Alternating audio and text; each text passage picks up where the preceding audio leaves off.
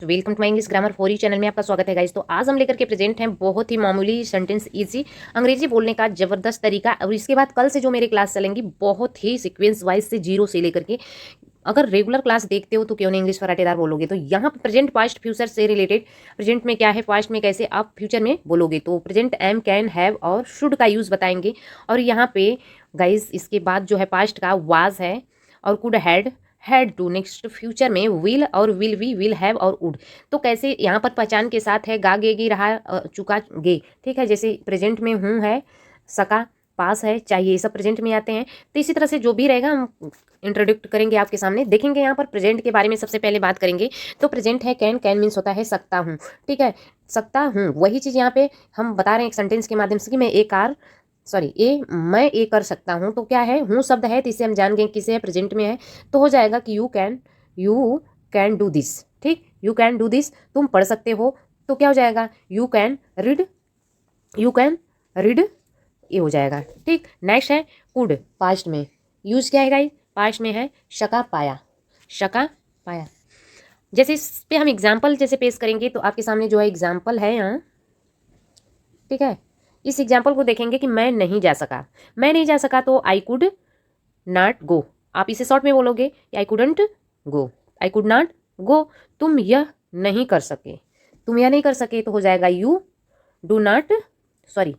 Could not do this. ठीक, next है कि गागेगी है, विल के लिए यूज हो रहा है गाइस। तो इसका क्या है कि मैं पढ़ाई करूंगा, तो आई विल स्टडी।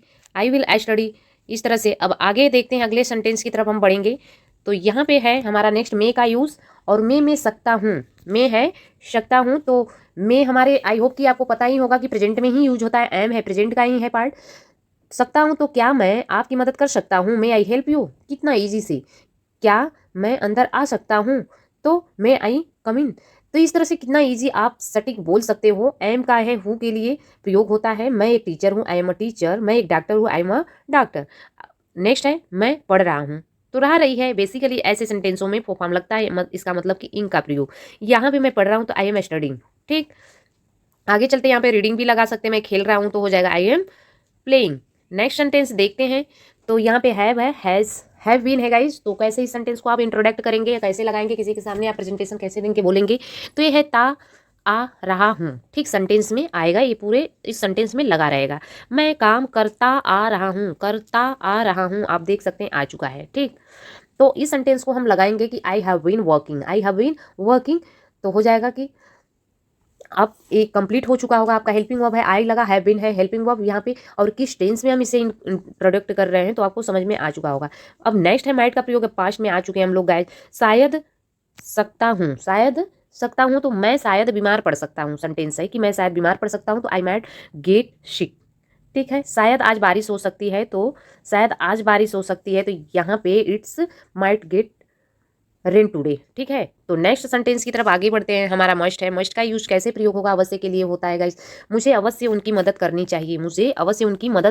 तो कंस्ट्रक्शन बेस ऑलरेडी हम कई वीडियो में बता चुके हैं कि आप कंस्ट्रक्शन सबसे पहले माइंड में सेट करेंगे कि हमारा यहाँ पे क्या है। एक सेकेंड,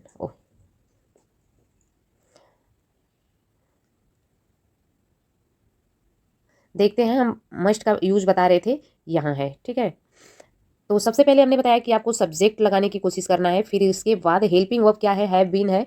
ठीक है, प्लस इसके बाद आपका बीन भी यहाँ पर है गाइस, बीन है हेल्पिंग वर्ब के बाद, प्लस मेन वर्ब में गाइस कौन सा फॉर्म है, तो इन का फॉर्म प्रयोग होगा, प्लस लास्ट में आपको ऑब्जेक्ट रखना है यदि है तो। ठीक है, अब यहाँ पे देख रहे हैं सेम उसी तरह से हमारा सब्जेक्ट क्या हो गया, आई हो गया, हेल्पिंग वर्ब यहाँ पर हैव है, फिर बीन हमने बताया कि इसमें बढ़ जाएगा, फिर वर्क है, मेन वर्ब है तो वर्क में वर्किंग हो गया गाइस। अब सेम उसी तरह से आप इसे भी लगाएंगे कि मैं खेलता आ रहा हूँ, तो आप लगाओगे कि I have been playing. Very easy से आप इसे भी इंक्लूड करें। माइट का यूज कैसे आप करेंगे, तो माइट का शायद सकता हूँ, तो इसके लिए कंस्ट्रक्शन आप सेट करेंगे कि आपका यहाँ पर क्या हो जाएगा, सब्जेक्ट हो जाएगा गाइस, प्लस माइट का प्रयोग हेल्पिंग वर्ब या मॉडल एक्चुअली वर्ब माइट का प्रयोग करेंगे। ठीक है, माइट का हो जाने के बाद आपको रखना है यहाँ पर माइट गेट लगेगा, गेट शिक, मेन वर्ब रहेगा यहाँ पे, लास्ट में ऑब्जेक्ट हो जाएगा। नेक्स्ट देख लेते हैं, शायद आज बारिश हो सकती है, तो आप इस सेंटेंस को खुद जो लगाएंगे। आगे चलते हैं, मस्ट का यूज क्या है, आगे हमारा है मस्ट के यूज अवश्य चाहिए के लिए, तो मुझे अवश्य उनकी मदद करनी चाहिए। हाँ गाइज, मुझे अवश्य उनकी मदद करनी चाहिए ऐसे सेंटेंस को लगाने के लिए हम सब्जेक्ट रखेंगे मस्ट, फिर हमारा हेल्प देम हो जाएगा। ठीक है, तुम्हें हो गया तो यू मस्ट वहाँ जाना चाहिए, तो आप यहाँ पर देयर गो, वेयर गो हो जाएगा। ठीक है, आप मस्ट का यूज यहाँ पर भी करोगे। नेक्स्ट सेंटेंस है, यहाँ पर इसे आप इंक्लूड करोगे शुड के लिए, तो यहाँ पर है आई शुड वर्क हार्ड, मुझे कड़ी मेहनत करनी चाहिए, तो I should work hard. Next sentence को देखते हैं, हैव टू, ना है ना पड़ता है। ठीक, मतलब कोई काम करना पड़ता है, जाना पड़ता है या जाना है। ठीक है, तो I have to go, I have to go आपका रूल बता रहा है कि आपको हैव टू लगाना है ऐसे सेंटेंसों में। ठीक है, जब यहाँ सेंटेंस के लास्ट में हिंदी वाले ऐसे भाव एक्सप्रेस हो तो। अब सेम उसी तरह से आगे है कि आपको खाना जो है बनाना है, ना है बनाना है, तो हो जाएगा कि you have to make a food. ठीक है, या तो कुक और फूड आप ऐसे लगा सकते हो। नेक्स्ट है कि हैज़ टू का यूज है, तो हैज़ टू में ना है ना पड़ता है गाइस, तो इसको कैसे आप फर्राटेदार लगाने की कोशिश करेंगे। पहचान है आपके सामने, हर चीज़ है, बस आपको कुछ नहीं करना है। कंस्ट्रक्शन स्ट्रक्चर आपको पता है, तो उस स्ट्रक्चर बेस पे आप अपने सेंटेंस को लगा सकते हो। ही हैज़ टू गो, उसे जाना है, उसे जाना पड़ता है, ही हैज़ टू गो। ठीक है, अगले सेंटेंस की तरफ बढ़ते हैं, हम पास्ट में ही चल रहे हैं, तो वाज है हमारा। वाज को कैसे लगाएंगे कि मैं एक व्यापारी था, तो वाज है सीधे से सिंपली से वह फुटबॉल खेल रहा था, तो ये भी क्या चीज़ है, फ्यूचर का ही कंटिन्यूअस में है, तो यहाँ पे I was a businessman, next है ही वाज प्लेइंग फुटबॉल, वही चीज़ हैड पास था। ठीक है, तो इसमें क्या है कि मेरे पास एक कार था, तो आई हैड अ कार। ठीक, आप आगे बढ़ते हैं, अगले सेंटेंस की तरफ ध्यान देंगे, चुका चुका था। ठीक, दो तरह से हैड इसमें रूल है, कैसे इसको लगाने की कोशिश करेंगे। ठीक है, मैं पढ़ाई कर चुका था, तो हो जाएगा सिंपली से कि इस ऐसे सेंटेंसों में हैड का यूज है, तो वर्ब का कौन सा फॉर्म लगेगा, सेकंड फॉर्म लगेगा। ठीक है, टू का मतलब समझ जाइएगा, तो हो जाएगा यहाँ पर आई हैड स्टडीड। ठीक है, राम खेल चुका था, तो राम हैड प्लेड हो जाएगा गाइस, ये भी लग जाएगा। नेक्स्ट देखते हैं, हैड बीन आ रहा था, पहचान है, अभी सेंटेंस को लगाया जाएगा, तो वह पढ़ता आ रहा था, तो ही हैड बीन स्टडिंग, रहा रही है सिंपली से, इनका फोर फॉर्म आईएनजी लगेगा ही। ठीक है, राम राम काम करता आ रहा है, तो यहाँ पे आप लिखोगे Ram had been doing this work, या सीधे से वर्किंग हो जाएगा। ठीक है, अब आगे बढ़ते हैं, हैड टू ना था, करना पड़ता था, तो ये सेंटेंस है। अब यहाँ पे हम इसे लगाने की कोशिश करेंगे, अभी पास्ट का ही सेंटेंस चल रहा है, तो I had to study. Next है, इसमें डिड का यूज कैसे आप करोगे, तो क्या मैं वहाँ गया, तो डिड आई गो देयर। ठीक है, उसी तरह से अब हम फ्यूचर में इंटर कर चुके हैं, तो फ्यूचर के टेंस की पहचान क्या होते हैं, गा गी गे। ठीक है, रहा होगा, राही होगी, रहे होंगे, चुका होगा, चुकी होगी, चुके होंगे। इसी तरह से बहुत पहचान है, इसकी पहचान आपको यदि लर्न है तो इजीली से पहचान जाओगे। विल बी का प्रयोग सिंपली से कंटिन्यूअस में होता है, फ्यूचर के कंटिन्यूअस में होता है, तो यहाँ पे मैं पढ़ रहा हूँगा, तो आई विल बी स्टडिंग, बहुत ही इंग्लिश ईजी होता है, किसी तरह से उसे आप समझने की कोशिश करिए। विल है मतलब चुका होगा। ठीक है, एक सेंटेंस यहाँ पर कि वह खेल रहा होगा, तो सिंपली से हो जाएगा कि ही विल बी प्लेइंग।